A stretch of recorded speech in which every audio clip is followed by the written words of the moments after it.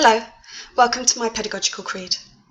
During my experiences working in early years education and having 2 children of my own, I recognise my view of education has transformed over time. As a young single mother subject to stereotype and bias, I was focused intently on academic achievement for my children. That was until my daughter was diagnosed at the age of 7 with a chronic, life-threatening illness. Immediately, my attitude towards education changed, and the importance of my children's health and happiness superseded the desire for them to achieve good grades. During this module, I learned of eudaimonia and the term flourishing. On reflection, this, though I didn't know it, was my new focus for my children. A practitioner at the time, I noticed my attitude and practice towards the children in school had also adapted to my new way of thinking. I viewed them more holistically, and as a result, my connections with the children became stronger. I appreciated and understood more greatly the importance of their well-being on their overall development. This, I believe, is reflected in my Pedagogical Creed, which I will now outline. My Pedagogical Creed is made up of 5 aspects: communication, resilience, exchanges, enablement, and development.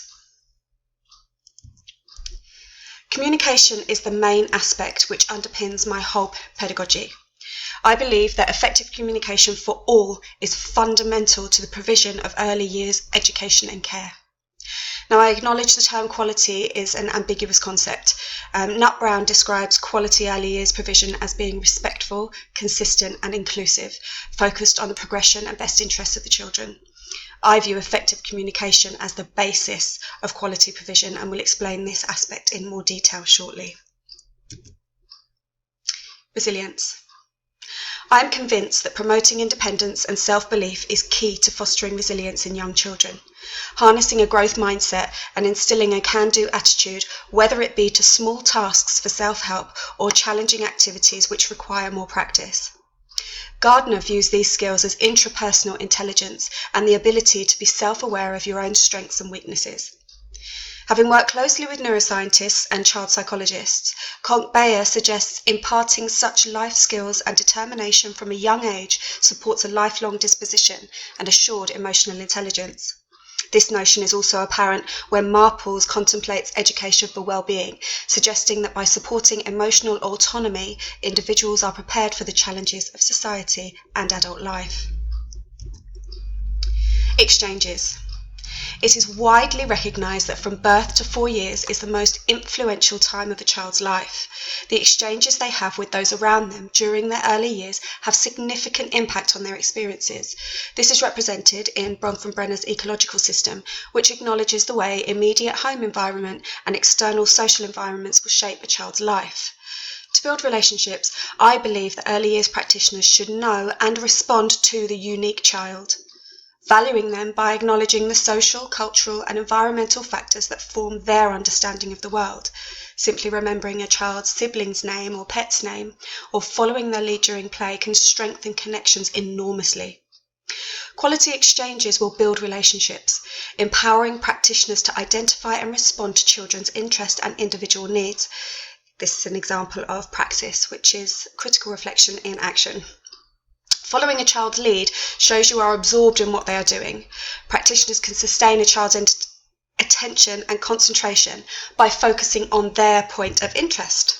However, interaction should be engaging rather than controlling, with minimum adult interference through questioning and directing.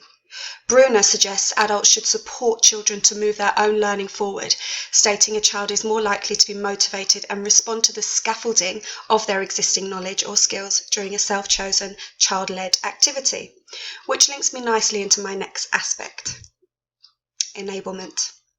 When considering enablement, I'm referring mainly to the physical setting.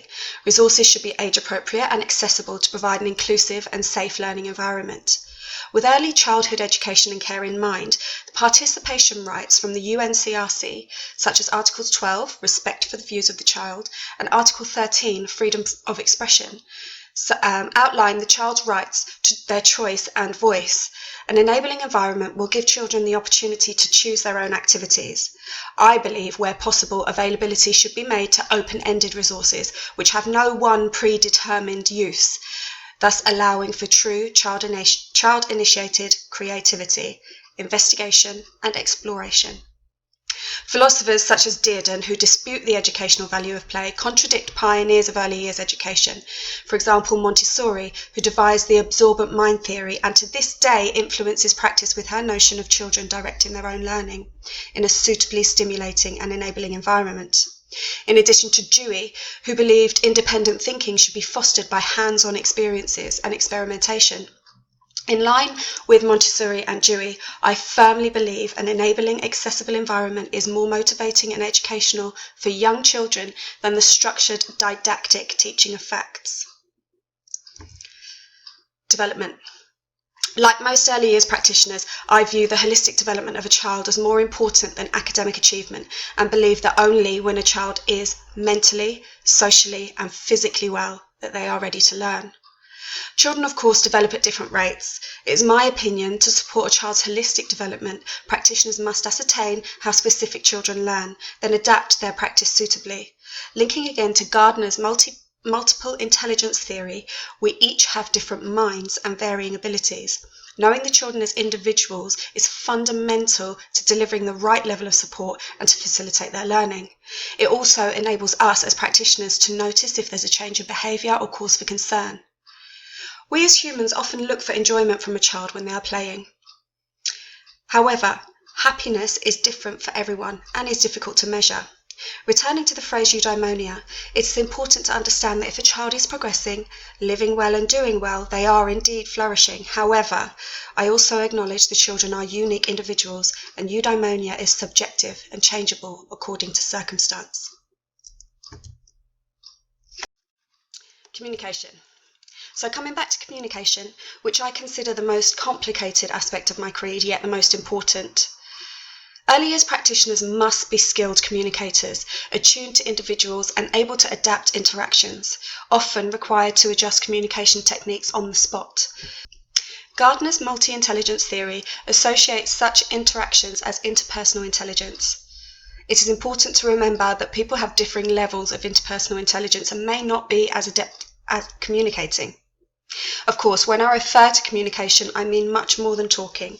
Effective communication requires clarity, active listening, and appropriate body language.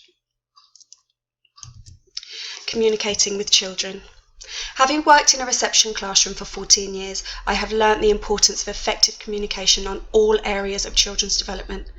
Recalling Article 13 of the UNCRC, children have the right to be heard.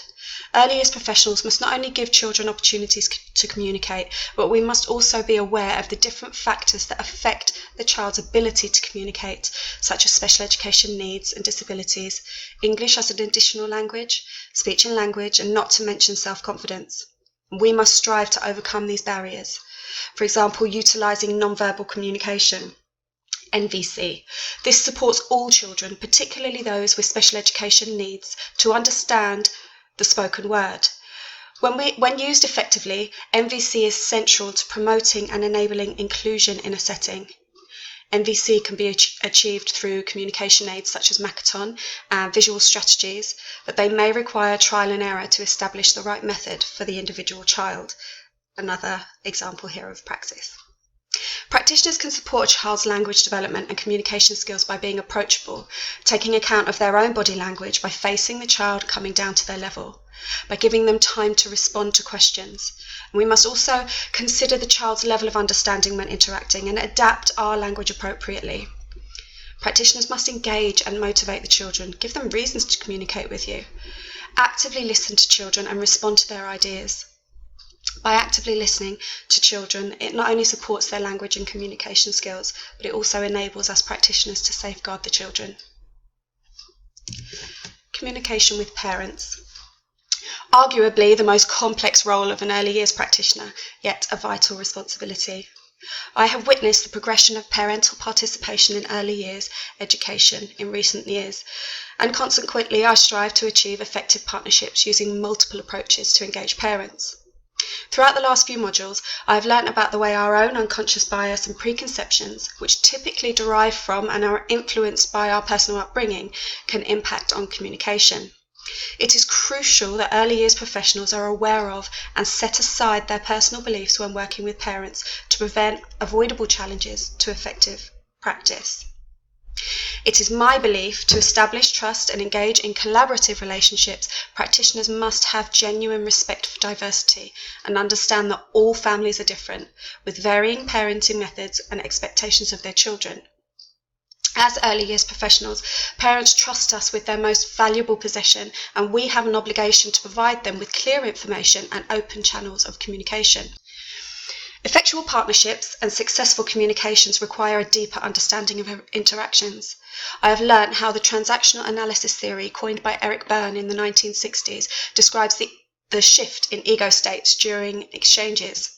Early years practitioners can diffuse any cross signals or avoid condescension whilst maintaining control of the adult ego during conversations, and this professionalism is paramount when interacting with parents, particularly during sensitive situations relating to their child. Considering Mesereau's philosophy on transformative learning, practitioners must first establish these trusting relationships with parents before identifying and addressing any learning needs. This is achieved through communicative learning, which will then encourage parents to participate in training and workshops to improve their skills and support their child's learning. Communication with colleagues. Sticking with Mesereau's philosophy, I now reflect on his view of autonomous thinking and the accountabilities we have as early years practitioners to provide consistency with provision, interactions, and expectation in our settings. As professionals, regardless of position, I believe the entire early years team has a duty to work together in collaboration to communicate ideas and share any concerns. I have been unfortunate to work within a team that had significant communication breakdown, which affected staff morale and subsequently reduced the quality of our provision. To ensure all team members feel valued and included, it's important to maintain effective communication techniques, including active listening and appropriate body language. Now, there are challenges, obviously, to living out my creed. Time. Effective communication takes time to build up, and the routine of a school day may stifle opportunities for exchanges. The active environment. A busy early years classroom is demanding at the best of times. Interactions and communications may be interrupted for a variety of reasons, and they can be difficult to resume once the moment is gone. Staff. Staff interpretation of effective communication can create barriers, as can the demands of performativity, such as producing results and meeting targets, which might displace the staff's personal values, as revealed in the ball reading. Some parents, for a variety of reasons, despite our best efforts, avoid communicating and participating with their child's settings. It's important, however, never to give up. So I will leave you with my overarching thought. Effective communication for all is fundamental to the provision of quality early years education and care. Here are my references. Thank you.